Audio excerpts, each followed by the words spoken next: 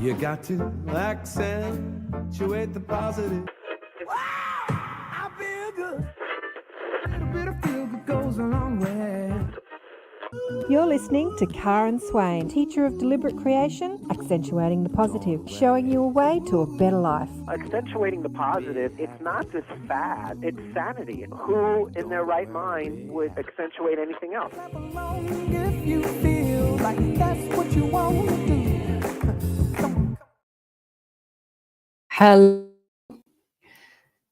Hello. Welcome to another show, Accentuating the Positive with Karen Swain. So wonderful to be with you all. And we've got a wonderful guest for you. We're going to talk about the ET presence on Earth and how this is ascending human consciousness with Viviane Chauvet. Welcome to the show, Viviane. Oh, I think you might be Thank you muted. so All right, there much, you are. Karen, for being to inviting me again. It's wonderful to be back and to be in your presence and everyone watching right now. I just love to have those beautiful, intelligent cosmic conversation because they're filled with so much vibration, divine presence, and frequency. And I know it's going to resonate on many levels for people, and this is really exciting. It is very exciting. And remember, you're listening to Accentuate the Positive with Karen Swain on the United Public Radio Network and the UFO Paranormal Radio Network on 107.7 and 105.3 FM. And as I said, our guest today is Viviane Chauvet, originally from Canada, but now living in the States. I'm going to read Viviane's amazing bio, but she's been on my show because I've been doing the shows for years, a couple of times before. And I was just saying to her off before we went live that I was re-listening to our conversations that we had a couple of years ago. I think the first one was about 5 years ago. And I was just blown away. I'm like, wow, this woman is amazing. Such an amazing conversation. So because we've got a new audience, we'll go over a lot of what we went over, but I'm sure we'll take it to other places we didn't go to before. Let me tell you a little bit about Viviane, who don't know, because a few people in my group were like, oh, I love Viviane. I listen to all her stuff.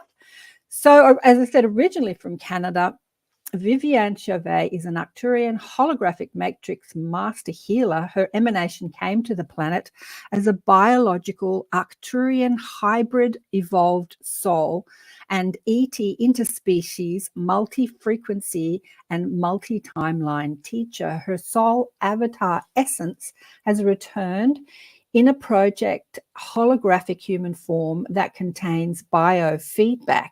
Viviane represents the true nature of the Arcturians. She is in constant telepathic communication with her team of light and serves as an ambassador between the higher spheres of reality and the Earth plane. Representing the advanced and enlightened Arcturian star civilization, her galactic family are conduits of light consciousness who create profound paradigm shifts at a planetary and collective level to move from fragmented energies of duality to oneness. Part of her mission is to help human beings reestablish their true heart-centered power, thus integrating soul fragments and accessing higher mental faculties. Her inspirational hybrid life story has touched the hearts and souls of thousands of people across the world.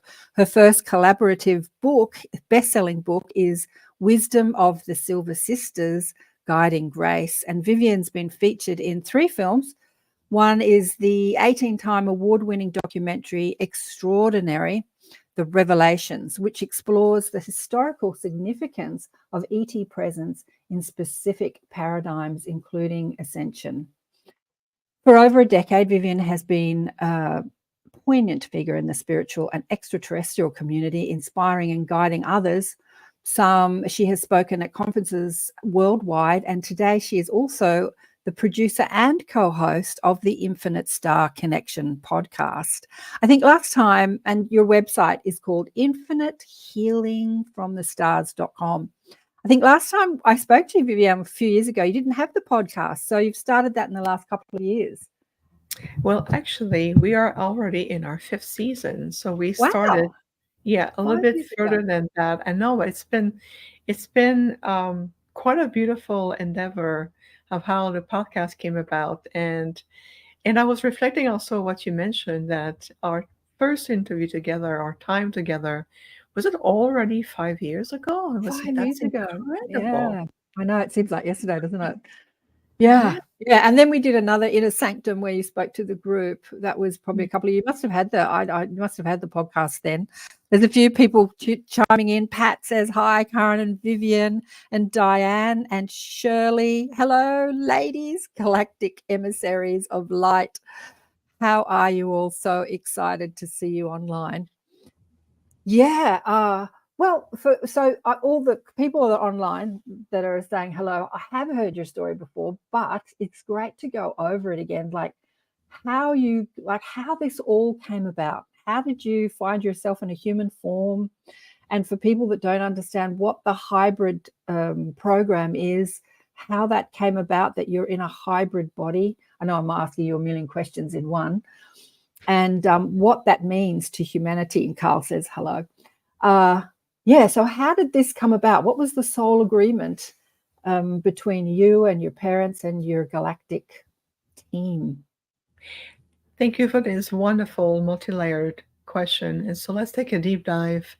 And what I'm about to share, this is my way of how I choose and how I'm choosing to serve the Prime Creator in this lifetime and on the planet.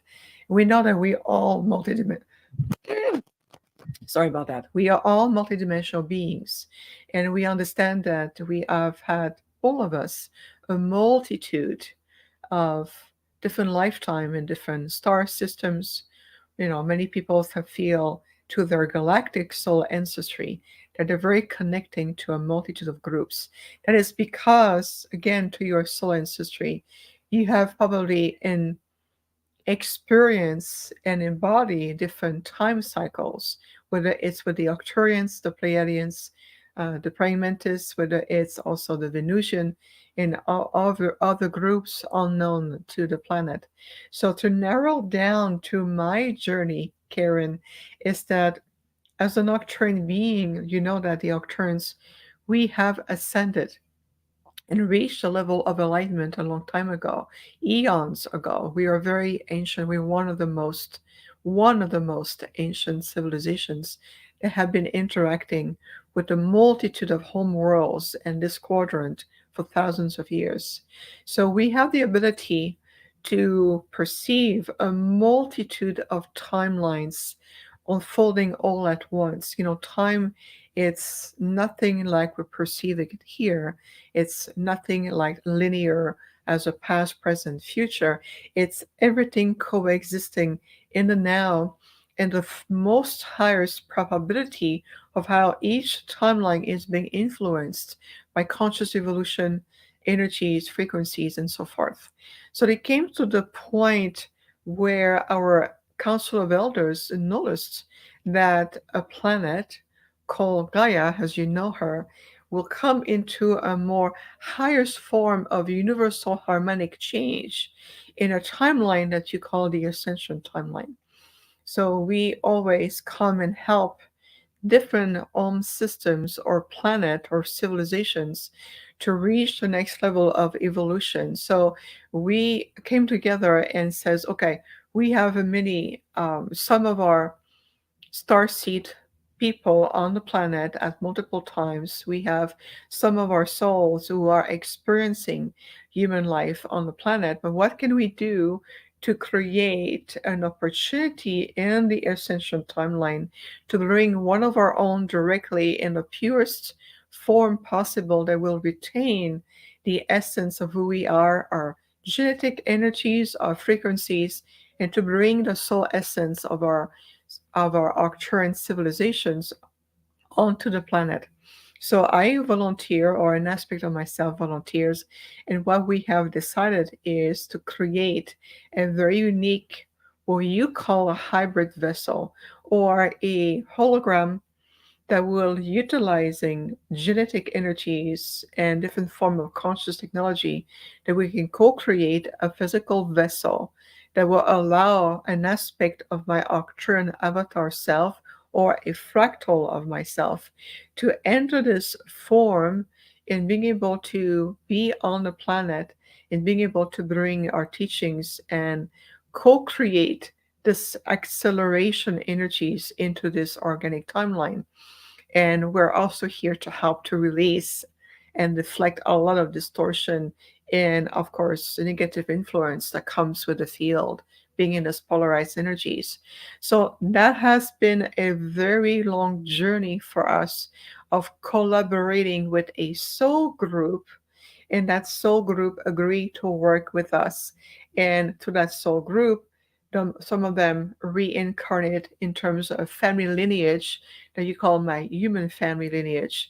And so we went through grandparents, ancestors, grandparents, my human parents, and all of it. It's been a beautiful collaborative efforts of many souls through monitoring the genetic evolution of that particular lineage and to ensure the compatibility, and it has to be compatible from their genetics markers with our own genetics, so we can create this very advanced holographic quantum template that I embody and then became a reality in this biological, physical, human reality that you call Earth and the 3D world. So it's a very complex and yet very selfless endeavor of the collaboration of many souls involved through the lineage in collaboration with other groups. The Andromedans have also contributed to the stabilization of the genetic transfer and the new structures that you call my body. So in reality, the part of myself that is the hybrid is my physical form.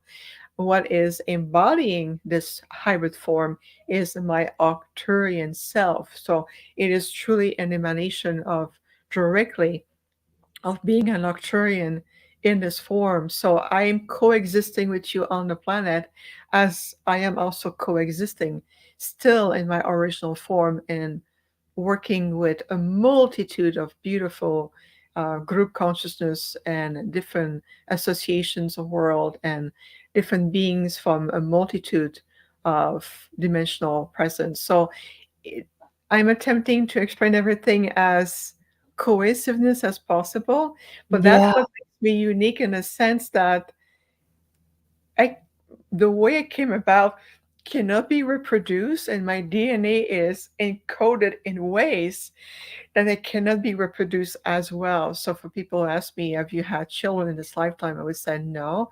I was not here to reproduce. I cannot, my DNA cannot be replicated. In that sense, it is uniquely designed for the lifetime that I'm going to be staying on the planet. And once my mission is complete and we can see that we are really shifting into this reascension timeline, so to speak, then I will be simply shifting in evolution and move back into my original self, so I can continuing my other work.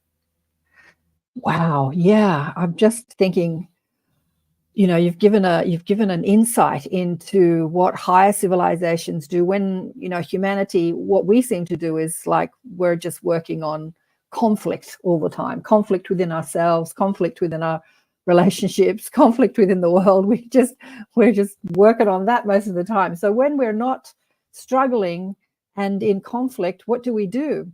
Well, we reach out to other planets who are in conflict and are moving out of conflict and out of density to a higher dimension, and we help them. And so, yeah, you've given an insight into the Arcturian race and how they do that, like how they reach out to other planets to help, they're reaching out to humanity to help us evolve. So they're obviously doing it to other planets, not just the planet Earth, right? Indeed, Karen, good observation. So it is part of our purpose. This is how we choose to serve the Supreme One, we call the Prime Creator. This is how we Right. choose to serve. And when the souls comes to our realm to learn and have different time cycles or lifetimes, where the Arcturians, they really learn about what it feels like to be in a constant state of vibrational mastery and constant harmonization with the Supreme Source, and how we are supporting other civilizations or soul group or celestial being in the form of a planet or a star system to really reach the next octaves of their own evolution. So if you look at the Earth and what you are in right now, you are considered into a more middle timeline. That's because you're fluctuating a lot in between different dimensional experiences and state of awareness. And the star seeds are the other emissaries who also represent different frequencies from other groups or places in the multiverse or even interdimensional spaces. They come in and start to get much more activated. They start to get more in tune with their own abilities, understanding the uniqueness of their very precise blueprint that they brought with them. And if you look at overall, Gaia is really shifting quite rapidly, even through the Schumann resonance. There's a lot of different frequency movement in the body of Gaia, etherically, in the grid system, and into the galactic structure. That is because Gaia is about to give birth to this other aspect of herself, which we call the ascended version of Gaia. In reality, it's simply a grand return into that original celestial self, like Gaia was designed as an ark, as a garden, if you want, or an ark of diversity to host life here. So the human race really comes back into their cosmic origin and embracing the diversity of galactic genetic markers and other form of influence that they carry within themselves. So everything, even your physical forms, are really shifting quite drastically. And Yeah. what it means is, yes, and what it means is that there's a lot more symptoms, there's a lot more realization of what's happening. There's different form of questioning. The mind is opening to a new sphere of reality. We start to perceive this reality as a holographic projection, and we start to really understand where we are and who we are in this grand design. But it really is a beautiful grand divine design that is unfolding, and we are playing our part in it, like many others play their part. So, overall, Arcturians, we are known as the great diplomats in the multiverse, and we oftentimes assign to different spaces in the multiverse where we are helping or bringing new infrastructures that will allow that evolution to take place. We never interfere with an evolution process. We are supporting it by bringing the appropriate frequencies or the octaves that will help that civilization or that soul group or that celestial being to reach the next level. But everything, Karen, ultimately is truly a movement of evolution. Everything constantly evolve, expand. And that's the beauty of that beautiful multiverse that we are all part of. That makes sense. Yeah. Yeah, beautiful. Everything is in evolution. I've got to say, if you watched the debate recently, you wouldn't think so. I shouldn't get political. Oh, yes. Well, let's add a cosmic galactic aspect to it. Okay, let's do that. Yeah, let's do that because, I know and I do understand that I'm still coexisting in this reality with everyone. So we're all Yeah. in it together. But what we are looking at is it's what I call the third dimensional density or polarized field wants to survive at all costs. Yep. And that third dimensional polarized consciousness is counting on you to feed your light into their nonsense that makes sense to them. It's kind of that fragmented reality that they put together to, really sell the idea that they're the ones who understand it. But in reality, we're looking at a release of an old construct and we're A release. releasing ourselves from this. That makes sense, right? I love that. A release of an old construct. Leslie says, which debate? I'm not following the news. Oh, the US presidential debate was just on recently between a couple of candidates, not mentioning any names, but releasing of an old construct. Yeah, that's really interesting that you say that, Viviane, because watching it, it's so obvious, the construct that has been, like, it's just making it so obvious. Yeah, it's interesting, but please go on. It's the releasing of an old construct. Well, and this is a good observation, Karen, and thank you for bringing that up. So, just from a world perspective, you look at the United States, we're in this, from a 3D perspective, in this presidential race for the new president coming in. And again, it's a perspective when we talk about releasing ourselves from that old projected of conflictual third Yeah, dimensional construct. It's what it's really is given to us, whether you live in Russia, whether you are in Australia, France, Europe, Canada, England. It doesn't make any difference anymore, because it is still the same third dimensional polarized construct playing out and attempting to bring us in, or to pull string on your heart, or to pull string on your light, and getting you engaged into their reality. What yeah, I like to think of, or to hold the image, and that's an invitation for everyone. Imagine yourself for a moment as you're watching that aspect of the world unfolding, that you are in parallel to it, like an observer of time. So this is what I do when I'm observing all of these old construct playing out, or dualistic energy that really wants to get you engaged. yeah, And I smile and look at both energies, or what is playing out and how it's being pulled into each aspect. And I see myself walking in parallel reality. Uh, I did a podcast earlier today, for me, my timeline, and my guest was talking about choosing a timeline.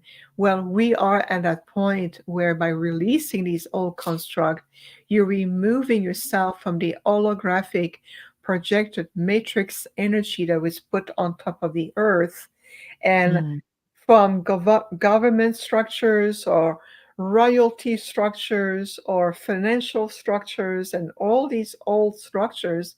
What they do, they want to reinforce this old holographic matrix, and they find very creative way to get you engaged. That's yes, It makes me laugh. It makes me smile. It's like watching children who do everything in their power to get your attention, and says, "You're going to side for me, right? No, you're going to side for me, right?" And then going to see into that debate. I know I'm making it more simplified, but it's really about shifting ourselves. I no longer feed that holographic reality, this projection that they yeah, really want to maintain everyone. And maintain. I choose to be more a universal being, even Yeah, though I identify myself that as a nocturne being in this hybrid human form. This is how I choose to serve in this timeline. I'm also a universal being at the same time, and we yeah. all are universal beings, if that makes sense. Oh, absolutely. I'm just thinking, when you look at, what's playing out on our television screens, on our computers, and in our iPhones, or our phones, on our screens, if you look at that holographic third dimensional construct of debate and dispute and competition and disruption, if you don't take it personally, you can pull yourself away from it and see it as a construct, like you've said, Viviane, instead of making it about you. I think what humans do is we make it so personally. It's my side, it's my football team, it's what I believe in. We make it so personally, and we get sucked into the matrix. It's kind of like, it's like a vacuum. We get sucked into the construct, and then we're sort of swimming around in third dimensional, like arguments. And yeah, but if you see it as a construct outside of who you are, you can, yeah, it's like a comedy show. It it really is, and to us, it's quite fascinating to watch. But here's another beauty to it. Ultimately, there's always within this divine design that we're in, ultimately, what needs to be co-created will be co-created in spite of Yeah, this. At the same time, when you are, like you said, releasing yourself from the attraction that is generated on purpose to keep you captive and descending your senses or your intuitive faculties, you start to understand more how you can free your creative channels, how you can free this energy from this pulse that brings, it's like a black hole that wants to bring you in. But when you Mhm. contour this black hole and you understand it from multifacets, you're watching the dark light polarity with the light coexisting in one place. So they're playing a dance with each other Mhm. this way. Okay, and that's same thing with any huge global event that has been taking place over the last 4 or 5 years on this planet. So the dark light is creating a huge pull in one direction, but the counter response in the light that is being generated, it's even greater than what they wanted to co-create in the first place. So if you look at any form of debates, argument, conflict, remember in your heart, this is all generated. This is all part of this old third dimensional polarized construct that wants to maintain pertinence. It wants to live. It wants to coexist. It wants to count on your light and your feet and your presence to maintain it. And we're simply going to invite all of these constructs to move into a new energetic process and really shifting its consciousness to says, why don't you join us instead in terms of remembering your divine blueprint behind all of it and the light, the releasing the light frequency as we are co-manifesting a new era. We're no Yeah. longer in partaking in this era. We've already shifted. So physically you may see me there, but in reality it's just a memory of my physical imprint. I'm no longer there. I'm already shifted. I'm already in the other timeline. And that's a good image to keep as well. Yeah. Oh, I've got so many things going through my head. Yeah, because our attention to a subject gives it energy. But how can we, like we talked about on one of the shows last time, the distraction of the media, magazine articles and television shows. It's all about conflict and judgment and criticism and all that sort of stuff. But how can we focus on it in a way that doesn't suck us into it and bring us back into that matrix construct of competition? And yeah, I think that the more energy and emotion we put into it, the more we get sucked in, rather than seeing it, as a construct. I'm just repeating myself, but yeah, I'm really getting it, because it is designed. It is designed to keep us there. Wow. So sorry, go on. Yep. Mm-hmm. No, I love what you're saying, Karen. I want to thank you for this. It's very supportive of the energy and it's very pertaining also to the evolution we're in right now. But anything that you're witnessing as a tool, as a conscious tool, anything that you're witnessing, whether it's a political conflict between family members, siblings, whether it's within yourself as well, think of it as take a step back and look at these people or these structures or the government, whatever that is, and ask from a higher perspective, become an observer of time. I will rephrase that, become an observer in time. So you're almost like, again, standing in parallel to that situation, and you ask, reveal to me higher truth behind it. I utilize the golden ray of illumination, enlightenment a lot to bring and reveal a higher truth behind what is unfolding. So, for example, what we've been talking about, political debate in the United States, you can tell that it's pretty much the dark light and the light that is playing in this yin and yang polarized energy.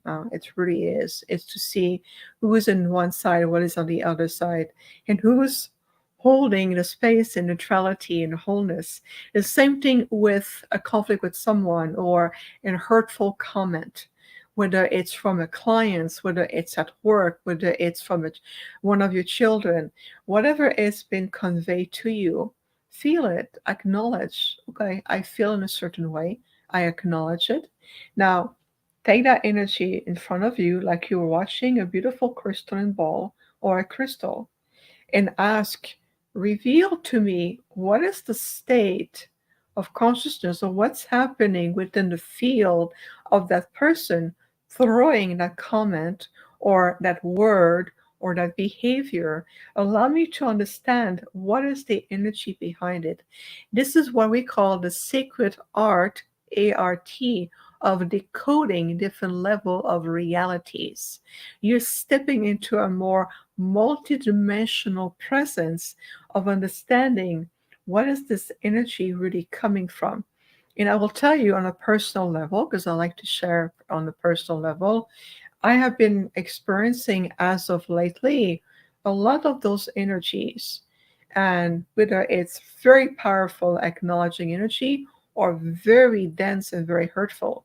So when I get these very polarized feedback, I step back and I ask to my Arcturian self or your higher consciousness, reveal to me the state of where are we globally on the planet and on a planetary level. What is really happening? Is it possible that through the presence of the solar gamma rays coming in, the change of the Schumann resonance on the planet, that something is being extracted that activates people consciously and unconsciously, and depending on their state of awareness, they may be projecting those extractions, and it just so happen that your frequency are the ones that receive those projections.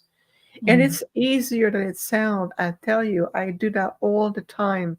And looking at the synchronicity, how changes, even if it's done from in negative intentions or at a dark light polarity, it's really creating a light response. I mean, a few months ago, my family and I, we went through a huge life changes. We were thrown a huge rock in our pond, and as a result of this, we were at the time seemingly forced to move out of a very comfortable home where we were, and we have to vacate the property in a very short time. But the counter response as an evolutionary process creates something unexpected. As a result of this, we were able to purchase a bigger space with more land, with more trees, with more energy that is going to propel us on the next stage of evolution on a personal, spiritual level, galactic, cosmic, and universal.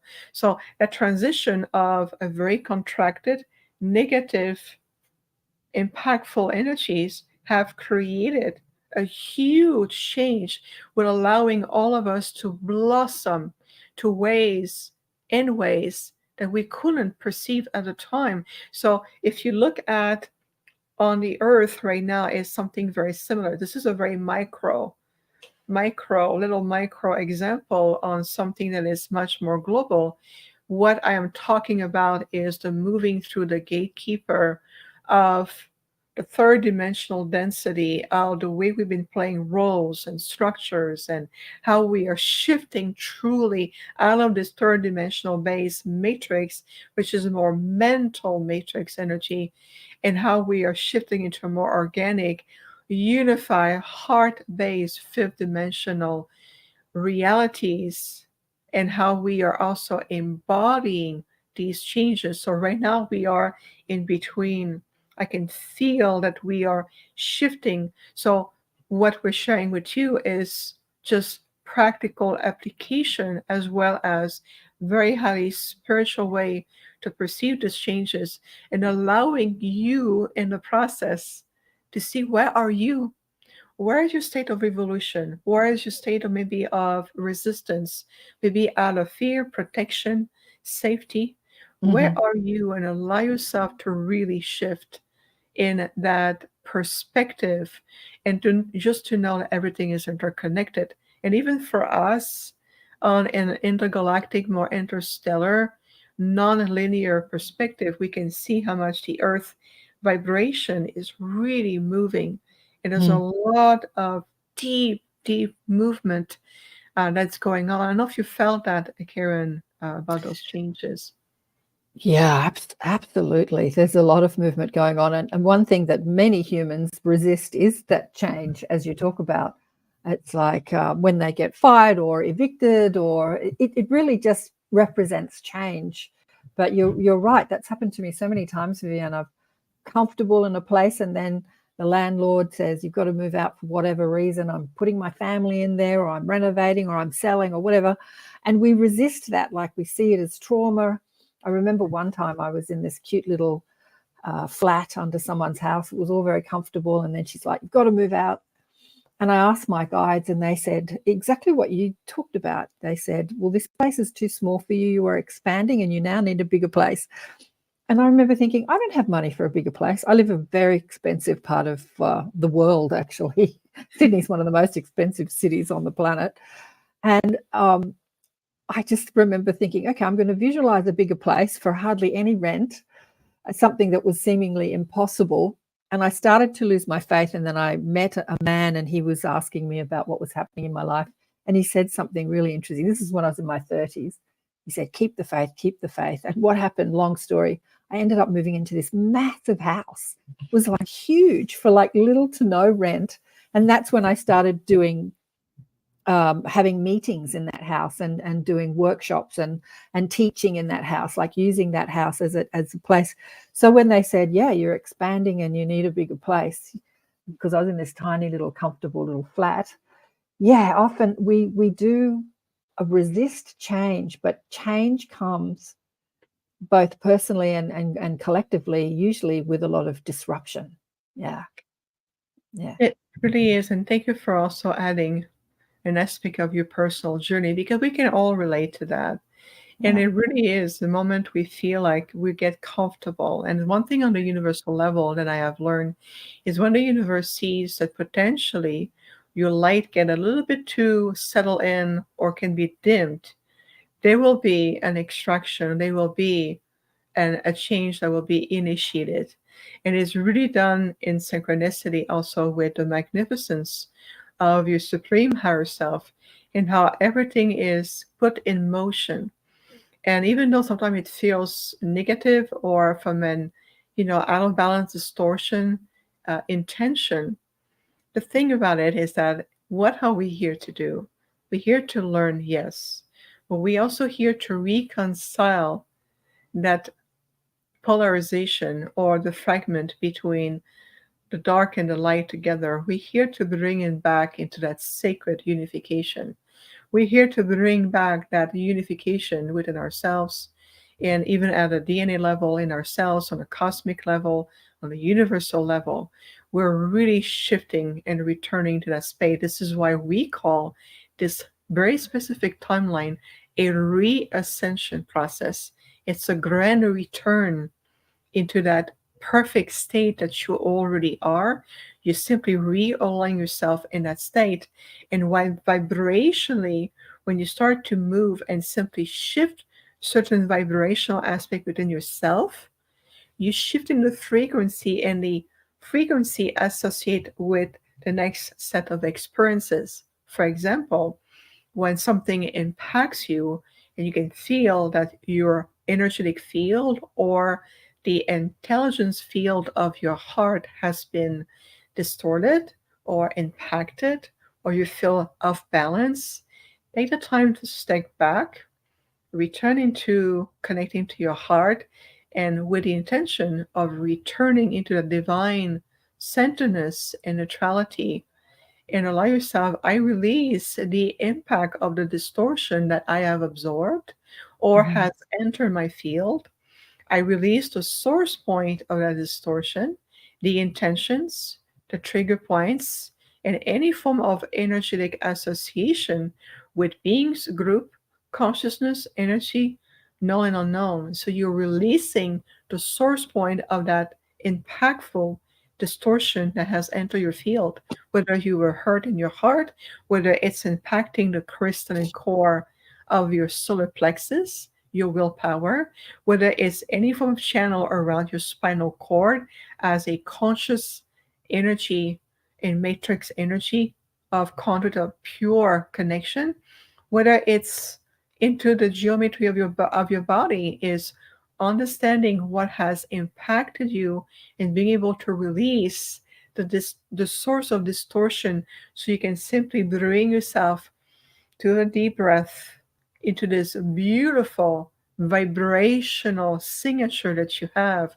So one thing that we like to remind everyone is to know that you are definitely on the planet by soul design, but you also here by soul synchronicity. So you're no longer just, being pulled by the changes on the planet, or the change in the global consciousness, or the changes also in your solar system through solar alignment or galactic movement. You are really much here by soul synchronicity. And so when you call upon that soul synchronicity, can you already feel it in your heart and in your solar plexus, to feel that you are bring yourself into complete realignment? And from there, then you can really open up more your channel of communications. And even through the spine, you can feel the channel along the spine reopening and reattuning themselves in quantum presence and intelligence, because your entire body structure as an ecosystem communicate on a quantum level. So when there's a distortion, it will affect the entire system. When there's a correction of vibration, it also affects the entire system. Do you feel that, the difference? Yeah, absolutely. I think we need to listen to that at least another 100 times. Some, some of the things that you said, I don't know how to repeat it, but you said when you're feeling a distortion, just repeat that again, Viviane. What do you say? Yes. You say at the core. Where is the core? Where is the? Yes. Where did it start? Say that again. Yes, absolutely, with pleasure, of course, Karen.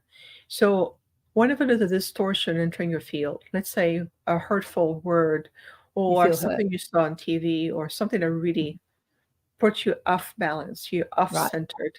Okay. Mm-hmm. Whenever you feel there's a distortion that has entered your heart or your field or even your mental field, ask says, okay, I acknowledge of the distortion.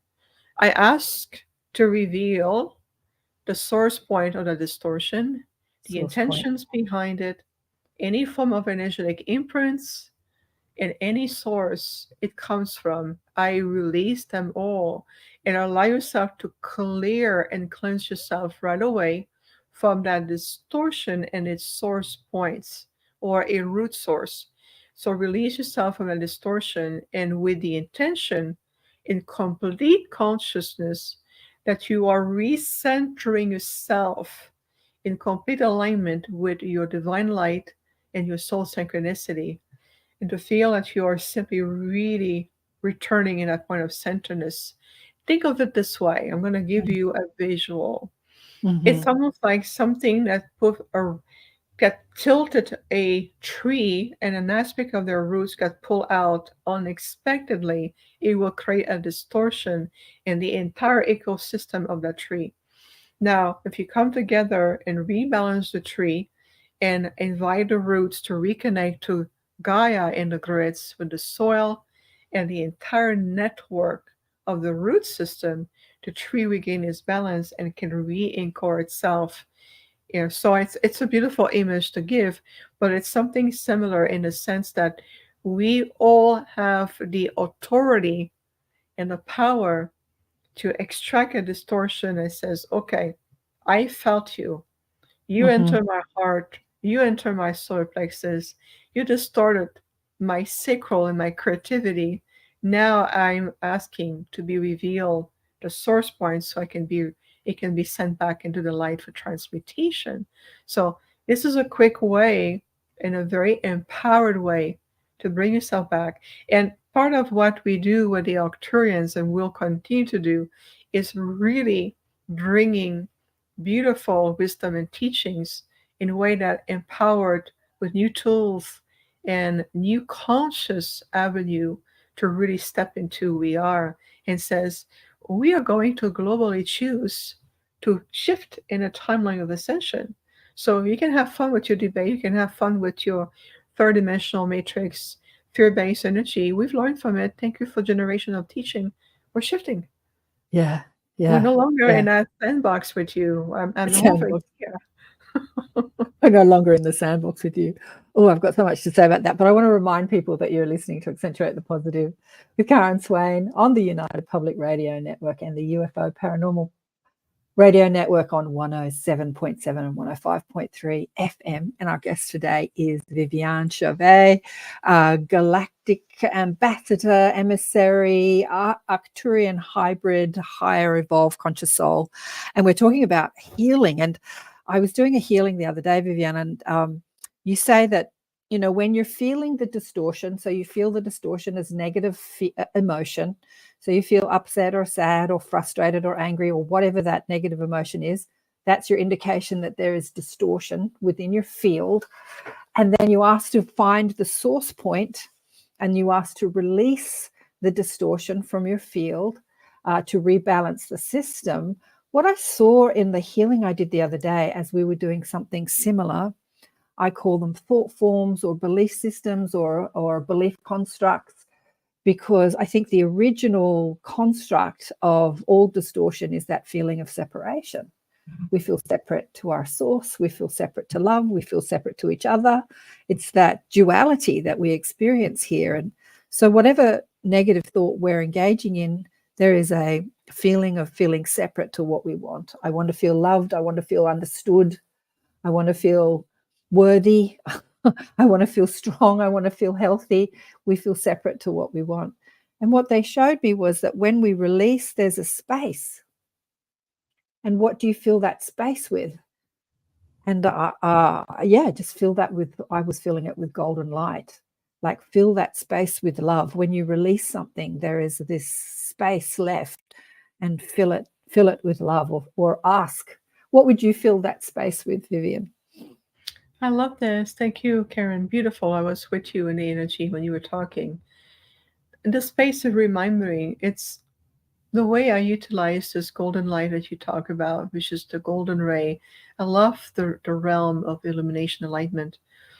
I also utilize a lot of the solar consciousness. As an Arcturian, we utilize solar as a source of energy, as well as very advanced quantum intelligent crystals who are being in crystalline form.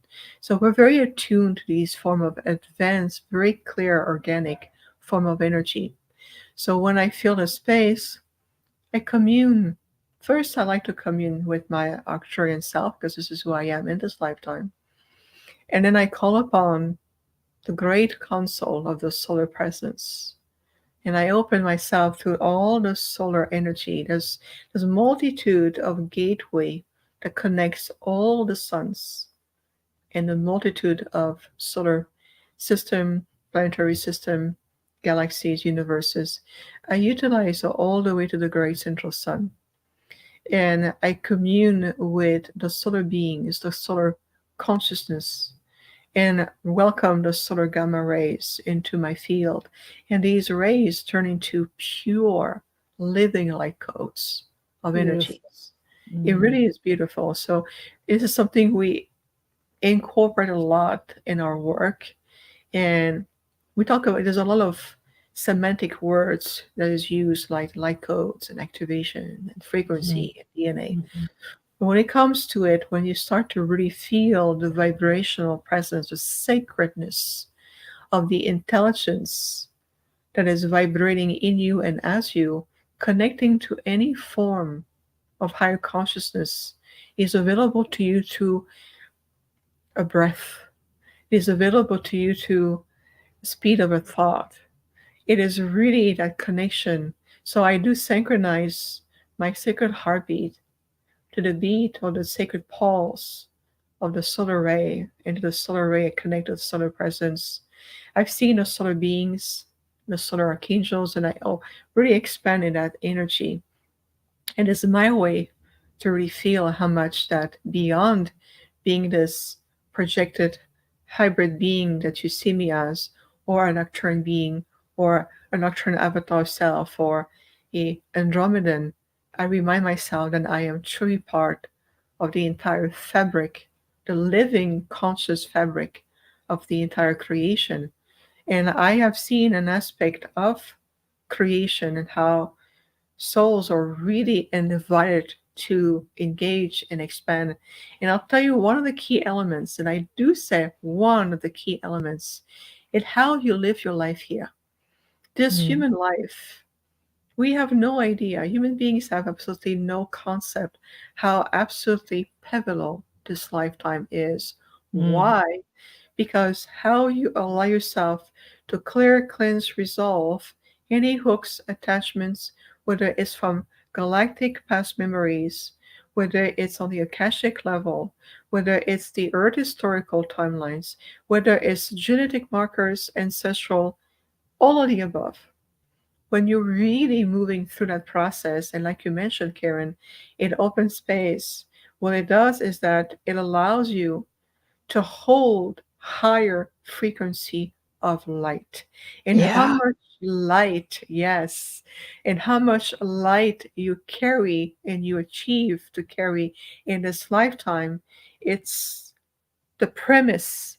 It will propel you at a soul level to the next octaves, and how you live impeccably to the truth of your heart, to the integrity, the authenticity of your being, not to your human mind or the authenticity of your 3D personality. My name is Viviane. I grew up in Montreal.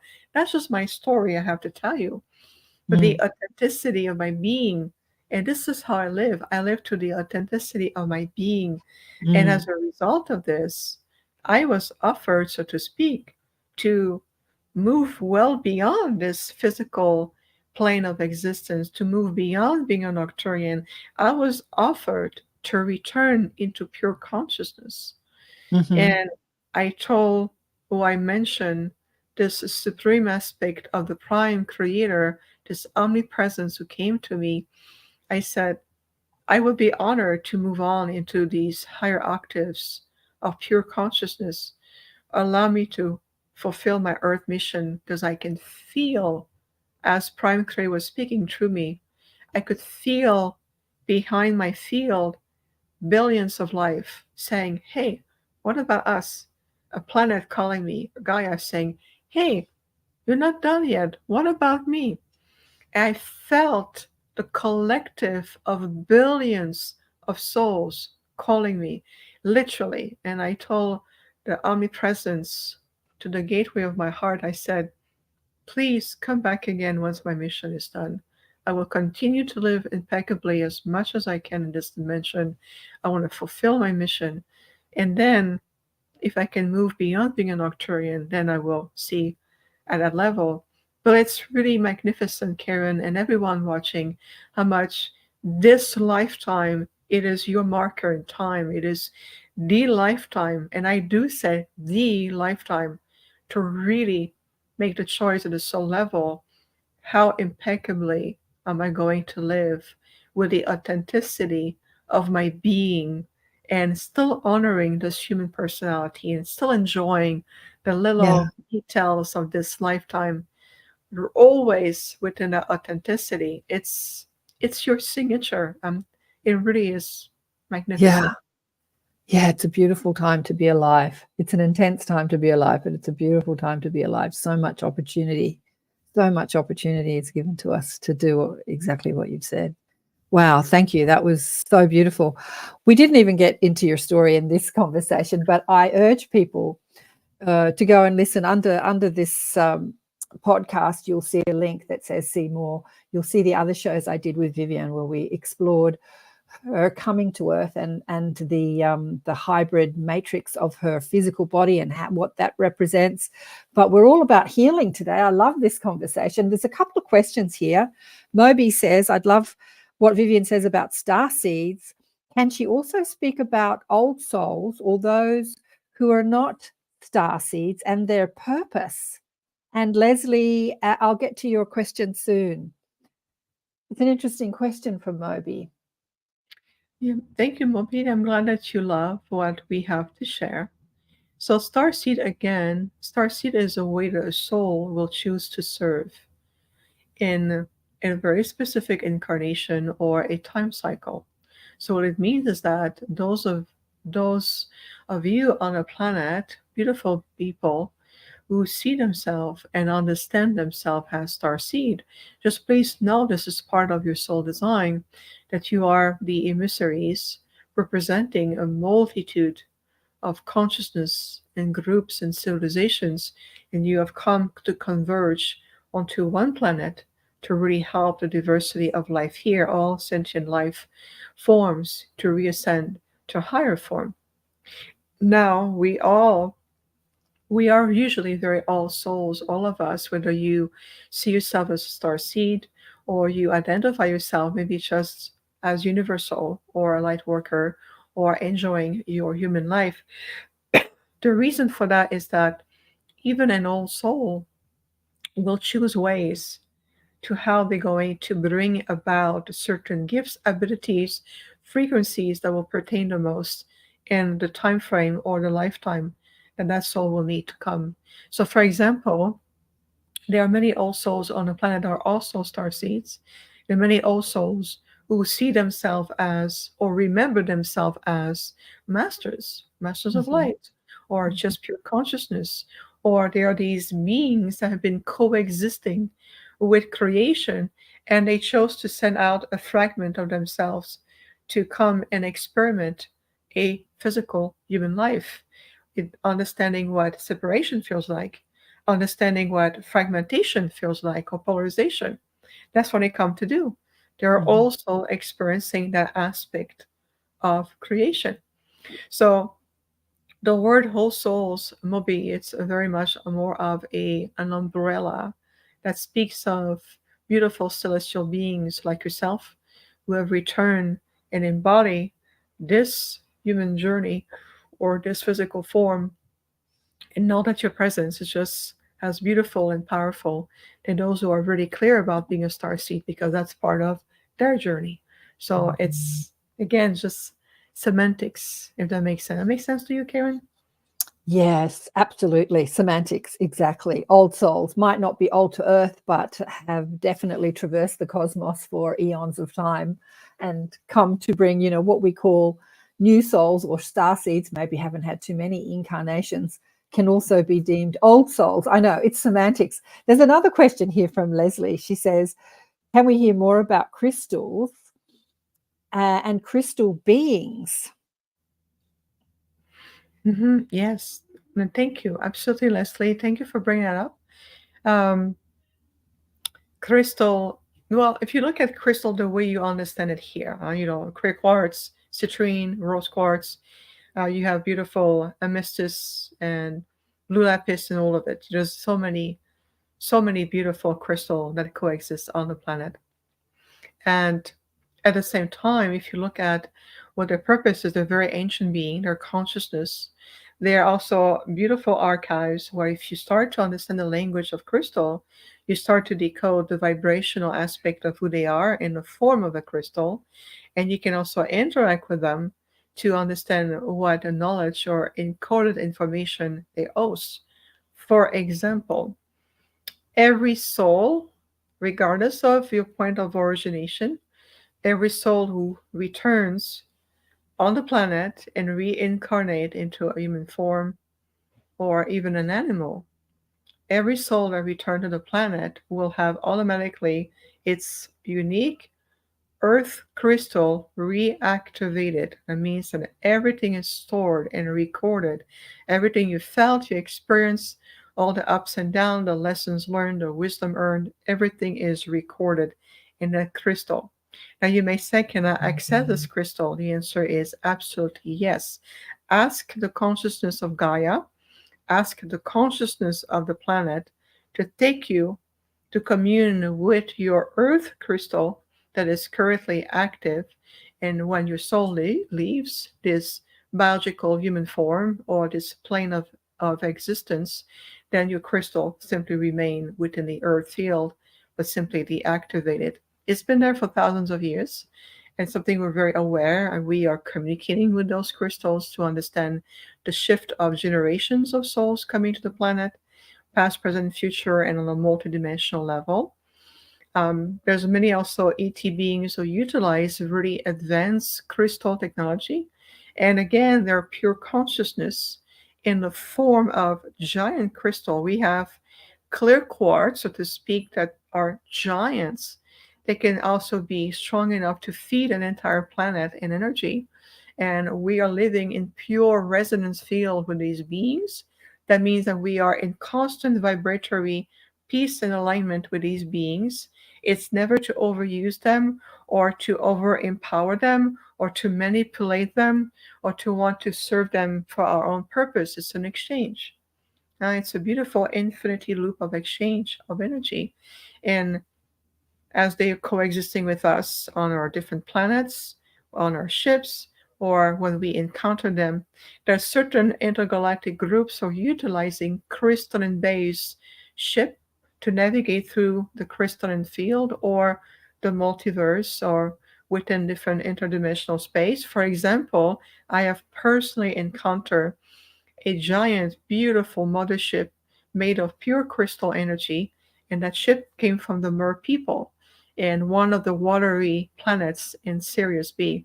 So the Mer people and the mermaids that we hear about in from Atlantis and stories and all of it, well, they're beautiful Mer people.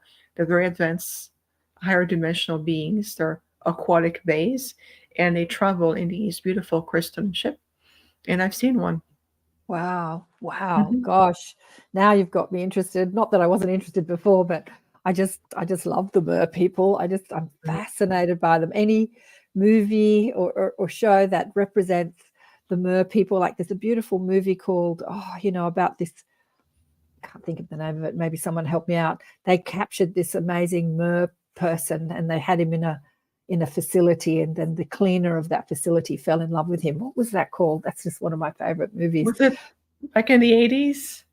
Well, yeah, the movie was not that old, but it was set in the 50s. Like the timeline of the movie was set in the 50s. But no, I think it was made in the 2000s. I'll think of it in a minute. The Shape of Water. Thank you, Moby. Yes, The Shape of Water. That's the name of the movie. Yeah. Yes. Yes. But let me ask you, Diane's got a great question here too. I'll get to your question in a minute, Diane. You said that the Mer people have this crystalline ship. So if they're existing in a water matrix where they breathe or exist, is the ship water as well? How does that work? Yeah, well, at that level, it become more of a plasma light. I Okay. mean, one thing I can tell you when I personally encounter and how I encounter the ship will have more meaningfulness here is I was working at a time with a beautiful client who is a starseed that comes directly from the lineage of the Mer people. And Okay. that person has such a strong remembrance of her intergalactic origin that it was affecting her human form. It was Uh-huh. affecting the configuration of her spine, with the hips to the legs, and how even the feet were work. It was very difficult for this person to navigate to the human biological field because her remembrance as a Mer people was so strong in the Wow. body memory blueprint that it was affecting. So we work with them with the Arcturians and our expertise to really coach. And the presence of the Mer people were there because they're very protective of their people. And I love and I respect them for that. So they were very coaching us, but they understood who we are. And we are very ancient beings, like they are very ancient beings.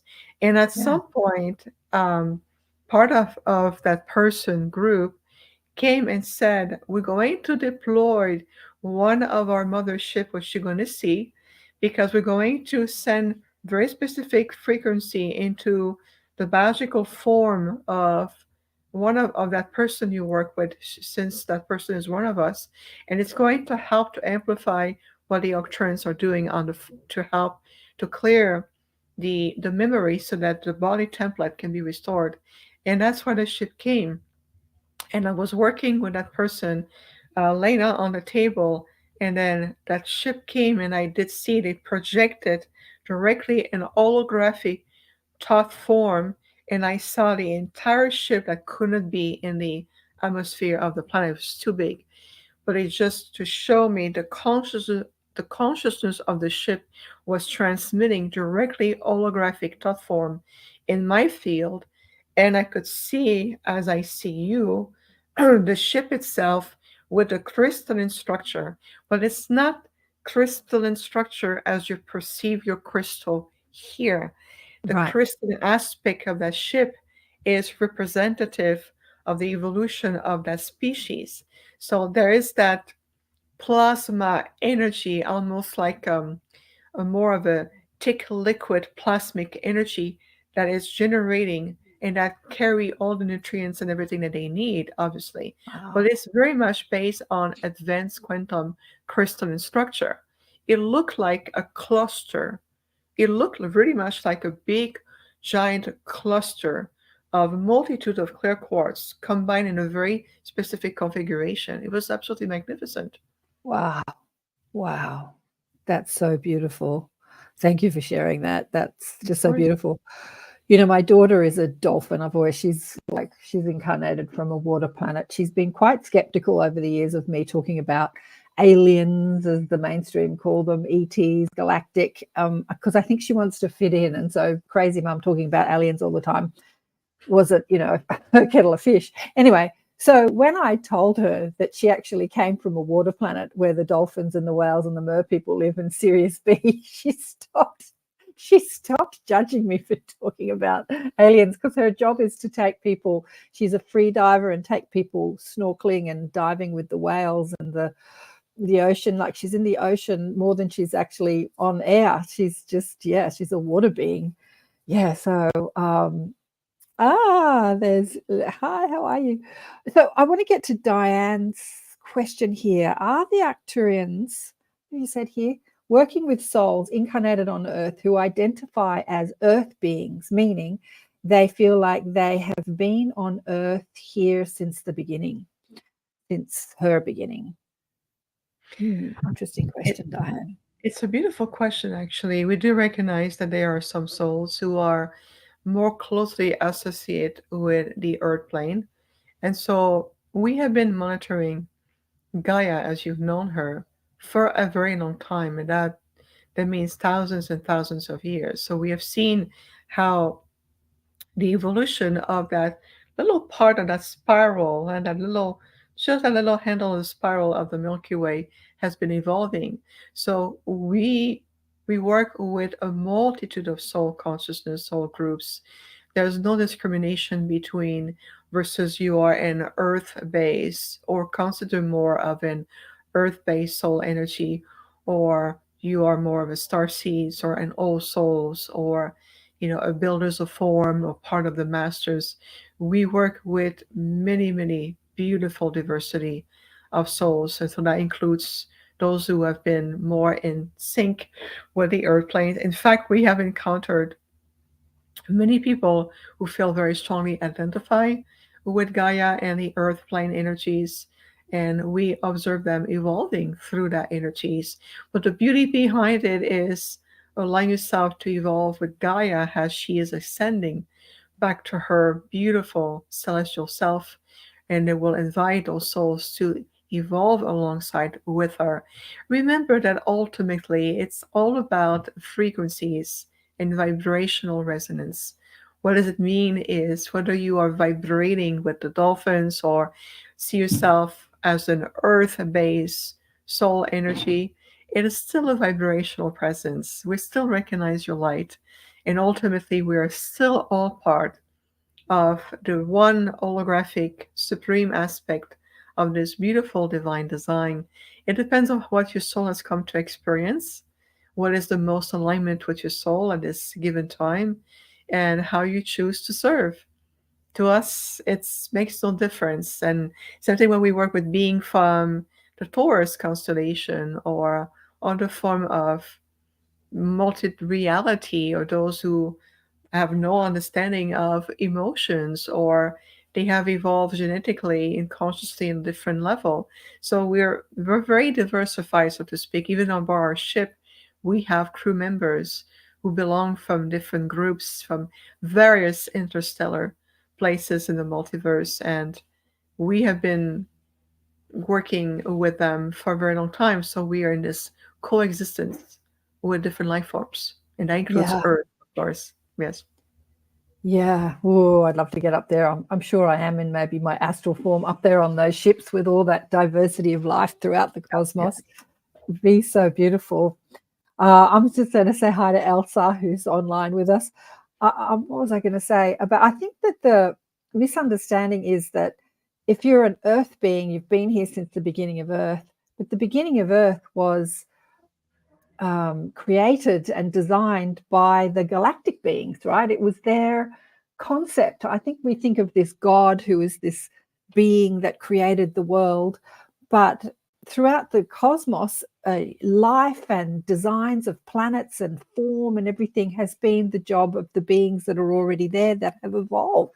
So Earth is the same. What would you say about that, Viviane? That's a beautiful, complex observation, and I love this, Karen. So, if I look at our spherical archives or the equivalent of the Arcturian Akashic records, we have remembrance of the very beginning of Gaia as a celestial consciousness Mm-hmm. accepting to become and forming herself as a planet, and how this planet will be serving to into a young part of the multiverse called the Milky Way and the solar system, and how this young evolving solar system and the exception of a planet or a celestial being in the form of a planet will be designated as a place, as a garden of life or an ark, and like the Ark of the Covenant, a sacred ark where a multitude of species or aspect of species will be bringing to the planet, and see how life will be evolving and shifting, and how this ecosystem, it was always designed originally to be a planet of harmony, a planet of coexistence, and being able to be also to stay connected with the rest of the multiverse, never designed to be descended into such a polarized, fear-based matrix manipulated realities, and never designed for other groups to take over this planet and call them the playground. So I'm sending a little message here. I'm Arcturian, of course we do. So Gaia was always designed to be this beautiful sacred garden. In fact, we remember a time where we did send what's called an Arcturian probe, and that probe has very specific level of light encoding or structural codes in other form of frequency to support Gaia evolution and the implementation of a multitude of species and life here. If you look at the animal kingdom that comes from a multitude of planets, including the whales and dolphins, the bears, the bees. If you look at your cats and your dogs, we know that they are beautiful, conscious beings who come and embody these forms. So definitely, Karen, that Gaia was always designed this way, and of course, it's been a lot more coming through to. If you look at the whole records and the whole history of Gaia, how the descendant, we've witnessed this planet descending into this fragmented reality. This is why, again, we call it a reascension. It's returning to that original design. Yeah, beautiful. Elsa says, thank you for that, Viviane, that message. I felt that strongly. Gaia intended for harmony. Yes, she really is the Garden of Eden, Gaia, isn't she? You talk about the animals, like life on Earth has come from other star systems. This is why our bodies are different. The animals come from star systems, or they have been designed by the higher intelligence or galactic intelligence and seeded on planet Earth. There was a guest, Garnet Schulhauser, who spoke about that millions of years ago there was another planet that orbited Earth that was kind of like a second moon, a small planet, but an asteroid hit it out of Earth's orbit and it went out to the asteroid belt and exploded. But there was life on that planet, flora and fauna. There were animals on that planet that were taken off that planet and taken to Earth. And those animals are the Australian marsupials that are nowhere else on the planet. It's interesting when he said that they were taken to Australia, which was a continent in itself, not connected to the rest of the world at the time. and this is why they're nowhere else on the planet, like kangaroos and the platypuses and all our marsupials, that they actually came from another planet. And when I asked him why Australia and not another place on the planet, he said that Uluru is kind of I shouldn't use that word, kind of, is sort of like the heartbeat of Gaia, that it pulses this energy that was similar to the planet that they were on, so they'd feel more at home on planet Earth. So I thought that was really interesting too. Gee, we're running out of time. It's we've only got almost just over 10 minutes to go. What I would love to know from you, Viviane, is where we're going on Earth and how this consciousness and spirituality and ufology, we were talking off camera before we went live about how it's all merging, the consciousness conversation, the enlightenment spiritual conversation, the ufology, the afterlife conversation. It's all coming together in one conversation. Where are we going? Where do you see Earth in the next decade or 20 years? Well, I would say let's bring it closer to us. I would say even the next 3 years. Okay. The next 3 years, if you look at the gateway, 2024, it's a gateway where we are really deciding where we're going to shift. It's about what timeline are you really feeling and holding. So first thing, release yourself from the distractions of technology, AI, the new gadget, what it seems to be. And, you want to learn about galactic history. That's great. And get to know yourself first. Get to know and get into the mastery of your being. When you reach that point of what we call spiritual maturity and self-mastery, and we say that with so much love, it's going to really propel this civilization, this planet, to really the new octave of where we're moving in. So Gaia, one way or another, is vibrationally shifting into the next harmonic universe, which means is again a return of the celestial self. We are perceiving major changes in the human body template, what we call the universal time matrix. It's a quantification of how we see the humanoid template shifting back into the celestial aspect. So it means that there's little changes in terms of the way the organs connect itself, the way your bones are transmitting energy, how you're receiving in your field more frequency, your ability to hold and anchor these frequencies, your ability to consciously maintaining yourself into a state of more divine neutrality, centeredness, and constant harmonization with the pulse of the universe, as opposed to the pulse of the third dimensional polarized field. That's very different here.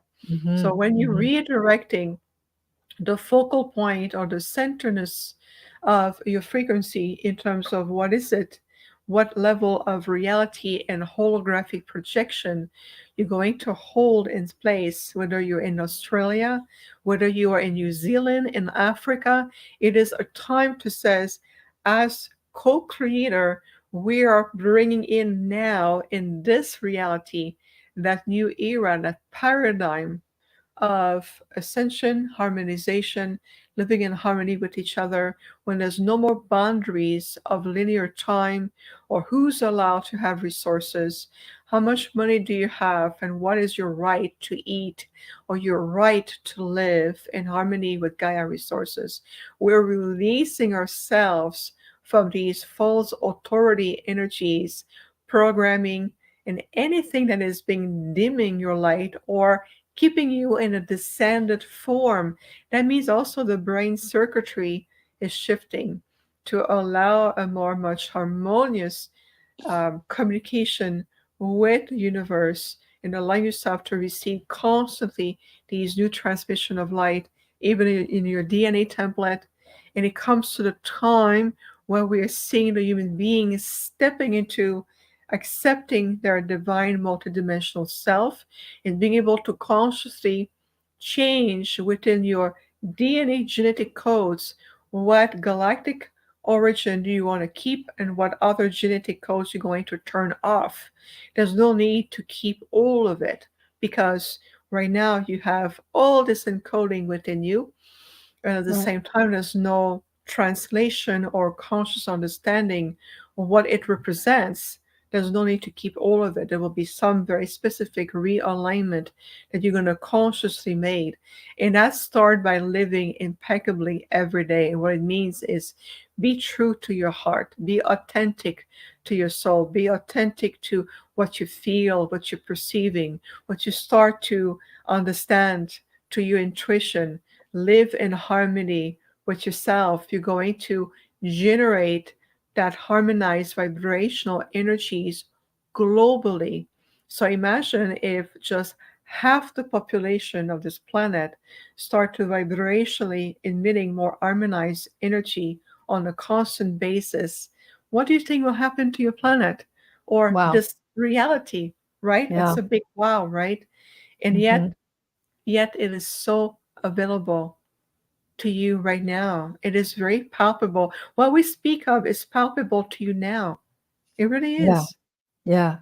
Yeah, my guides have said to me that it only takes less than 5% of people to live consciously, to live in that alignment with source, to actually create critical mass that'll change the consciousness of the whole planet. But this is not people understanding the knowledge or watching podcast shows or reading the books. This is people living it. They said we have to stipulate there is a great population on the planet who are seekers, but then there are those that are living it. They're living outside of conflict, and they're living in a more fifth dimensional matrix within their own energetic structure. And it only takes less than 5% of the planet to live that, and it will like explode in the minds across the whole planet. But I wonder, there are those beings that are so engaged in the conflict that they just don't want to change. They don't want to change. They want to stay in the fight. What happens to them? Do they leave the planet? Does the planet split? What's going on? What do you think?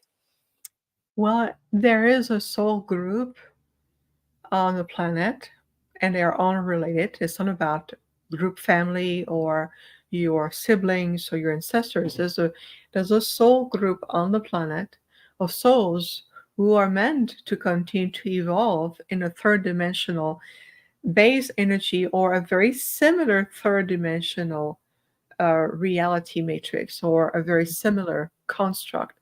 And they are designed in a sense that they need to continuing. They feel familiar, comfortable in that frequency.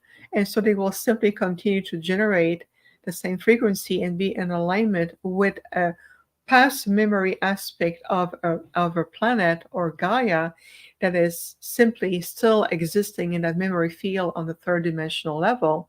Mm-hmm. The builders of forms are these beautiful beings that coexist between plane of existence have shown me that is still allowed to evolve. It is still soul evolution. And as we are multidimensional being, if you accept the fact that all of your past lives coexist with you right now, whether it's a projection of a multitude of being different star beings, whether you have been a mermaid, you are dolphins, you are earth being, all of these realities coexist with you. Well, it's the same thing that there's a mini version of Gaia or projection of herself that is coexisting right now. What we are witnessing is more of a greater reharmonization of these aspects of Gaia to finally return into a more natural celestial divine self, where an aspect or a memory aspect of Gaia still vibrating on the third dimensional density will be maintained and the soul simply redirect at that level. But again, souls will continue to learn, evolve, and some of them will move out of that timeline or that time construct and simply start to embrace new octave of consciousness and says, I am now ready to shift. We do this with souls who come to us to the Arcturian Stargate. When they leave the Earth plane, we help souls coming from other planets to reassess the life or the incarnation is just experience and understanding what is the best next level of soul evolution can we help them redirect into. We do that also with our children on the planet or within our realm. We always coach the soul to what is best for that soul for the next level to achieve and return into the space of complete unification with the prime creator. So it makes no difference here on the planet. It is simply lived or experienced at a different level because you feel like it's a separation. There's no separation. It's just a continuous aspect, but simply in a different timeline, a different time construct, if you want to call it this way. Again, semantics. Have you been given, thank you for that. Have you been given any insight into your future life on Earth, or that awareness of, like, are you coming back when you're finished in this particular body, or maybe future life on other planets? You mean on a personal level? Yeah, on a personal level. Yeah, I love this. So I have seen within this timeline I'm in right now, I have been shown aspect of the impact of my work coming up in the future timeline. I'm here Nice. for the future timeline. I'm really here Yeah. for the reascension. I'm here for that conjunction. So we have to be very patient to wait and still be of service. So I'm not fully activated just yet, but once I'm fully active in my full power, this is very much where we're going to shift. And my role is to bring the souls into the next harmonic universe, to the teachings, the next level of what we're going to be offering, and more travel around the globe, which I already initiated, traveling more, connecting with different cultures and part of the grid system. So in that point, I have been shown the impact that I'm about to have in the future timeline of Nice. Gaia and for this in this reality. And from a perspective on the soul level, well, once everything here is complete, and I have been giving a time frame where I'll be completed that, and then I'll have given a choice. I can come back to simply, I'm going to dissolve this holographic form and simply shift back again into my Arcturian self. And that's what I'm going to do. I'm going to return simply within our people and retract back into our own realm. And from there, I want to reassess with the Council of Elders, and I'm still part of other council. And I may potentially leave that construct and take on the invitation I received a few years ago and just return to be a pure consciousness. So it's already open in that level, and I can feel all the possibility already unfolding around me. But one thing I can tell you, though, in my heart, I am very engaged with seeing this planet returning into her original self. I'm very engaged with seeing being liberated, freeing themselves from this holographic projected manipulated reality, and really being able to say, I have learned from it and disengage, and being able to, I am very let's say passionate and very dedicated to what I have come, the promise I have made, and my commitment I have made to the universe and to this planet. Wow. Yeah, I can feel that commitment in you. Me too. Me too. Of course. They tell me I'm going to be here for a long time. I said, I don't want to do old age. They said, well, we'll have that conversation when you're a bit older. But yes, it's it's exciting times to see that we are at the precipice. Yeah, it's exciting times, but there will be more disruption before we get there. And not to get too sucked into the disruption like we talked about, not to get sort of sucked into that vortex of argument and disruption, to sort of stay outside of the matrix, live outside the third dimensional matrix, live in your own matrix of bliss and love and peace and higher consciousness. Oh, Viviane, there's a couple of minutes to go. This conversation, I agree with Moby, has been so rich and magical. Thank you so much for coming back on the show. It's just been a blessing, and to have you here sharing your wisdom. Anything you'd like to say in the last minute we've got left before we go? 30 seconds, actually, we've got. Karen, thank you so much. Always a joy to be in your presence. We recognize also your work, your presence, what you do for everyone watching and will be watching. I'm going to be traveling more to be in the presence. There's many opportunity to work with us. We have our beautiful online universal Arcturian community. You can also join us, very affordable. We give so much. And the tools, the richness, when you think about this interview being rich, imagining being part of our community and learning with us every month, it's very much what we're here to do. Ultimately, there's no difference between us. It's simply a state of presence, a state of light, a state of vibration. Stay in your light, everyone. No fear anymore. It's really all about the light. And your website is Infinite Wisdom from the Stars. Thank you. Healing. Thank you again. Infinite. So say it again. Infinite. Infinite healing from the stars. Infinite healing from the stars. Bye for now. Thanks, everyone.